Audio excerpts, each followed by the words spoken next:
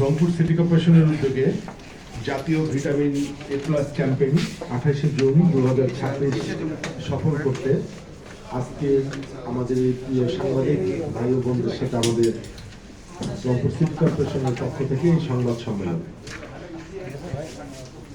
প্রিয় সাংবাদিক বন্ধুগণ, আগামী 28শে জুন 2026 রংপুর সিটি কর্পোরেশনের 33টি ওয়ার্ডের 297টি কেন্দ্রের মাধ্যমে 66 জন সুপারভাইজার, মনিটরিং ও সুপারভিশন কর্মকর্তা 6 জন এবং 594 জন স্বাস্থ্যকর্মী, স্বাস্থ্যসেবী সহ সর্বমোট 666 জনের মাধ্যমে 28শে জুন 2026 রোজ রবিবার একদিনব্যাপী সকাল 8টা থেকে বিকাল 4টা পর্যন্ত মোট 86,000 জনকে আমাদের শিশুদেরকে ভিটামিন এ ক্যাপসুল খাওয়ানো হবে।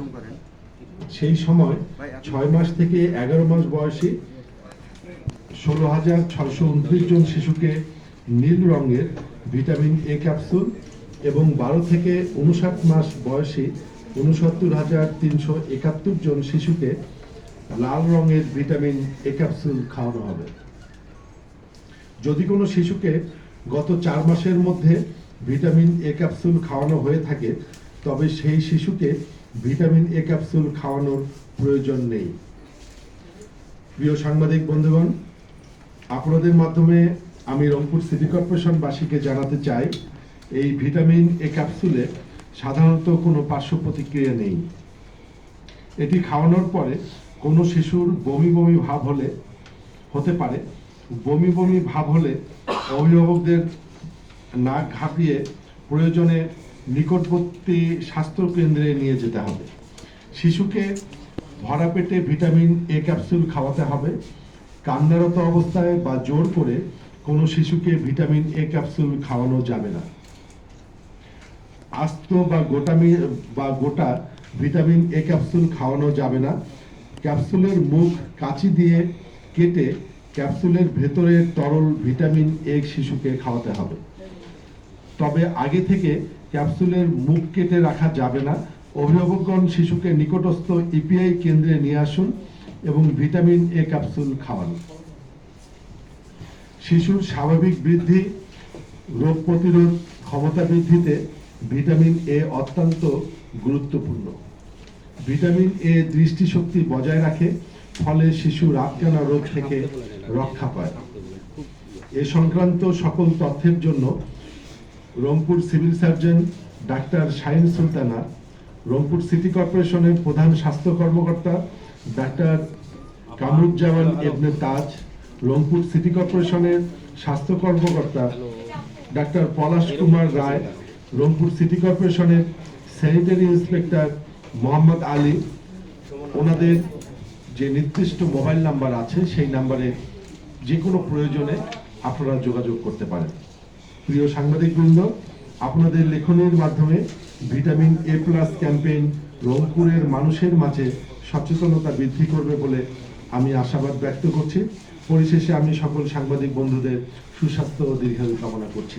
ধন্যবাদ। প্রশাসক মহোদয়, ভাসমান এবং যে অসহায় পরিবারগুলো আছে এই সমস্ত প্রান্তিক পরিবারের জন্য কোনো ব্যবস্থা গ্রহণ করছে? আমাদের সকল শিশুকেই আমাদের যে নির্ধারিত যে এখানে বয়সটি উল্লেখ করা আছে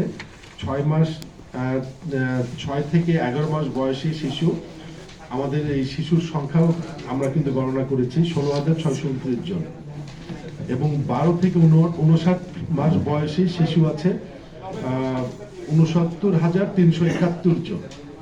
হ্যাঁ, তো আর আমাদের ইপিআই টিকা দান কেন্দ্র আছে 297টি। মোট স্বাস্থ্যকর্মী বা স্বেচ্ছাসেবীর সংখ্যা আছে 594 জন। সুপারভাইজার আছেন 66 জন, মনিটরিং সুপারভাইজার আছেন 6 জন। এখানে ধনী দরিদ্র বস্তি বা এগুলো কোনো বিষয় না, প্রত্যেকটা শিশুকেই আমরা ভিটামিন এ প্লাস ক্যাম্পেইনের আওতায় নিয়ে আসবো এবং এই প্রত্যেকটি শিশুকেই যেন আমরা সমানভাবে এই ভিটামিন এ প্লাস ক্যাম্পেইনে যেন আমরা আনতে পারি। এই জন্য আপনারা আপনাদের লিখনির মাধ্যমে ব্যাপক একটি প্রচার করে আমাদের যে ক্যাম্পেইনটি অনুষ্ঠিত হবে যেদিন, সকলে যেন আসে এবং আমাদেরকে সহযোগিতা করে বা আমরা এই ক্যাম্পেইনে যেন অংশগ্রহণ করতে পারি, এই সহযোগিতাটুকু আপনাদের প্রচারের মাধ্যমে আমরা কামনা করছি। আমার একটা প্রশ্ন, সেটা হচ্ছে যে এই সিটি কর্পোরেশনের বয়স হচ্ছে প্রায় 14 বছর। আমাদের 33টি ওয়ার্ডে 297টি এটা ধরো, তুমি এখন দিকে দাও। শিশুদেরকে খাওয়া। আমার প্রশ্নটা হচ্ছে যে সিটি কর্পোরেশন জনসংখ্যা বৃদ্ধির সাথে আমাদের যে এই যে 297 এটা পার্সেন্টেজ করার প্রক্রিয়া, সবাইকে তো এর আওতায় আসছে না।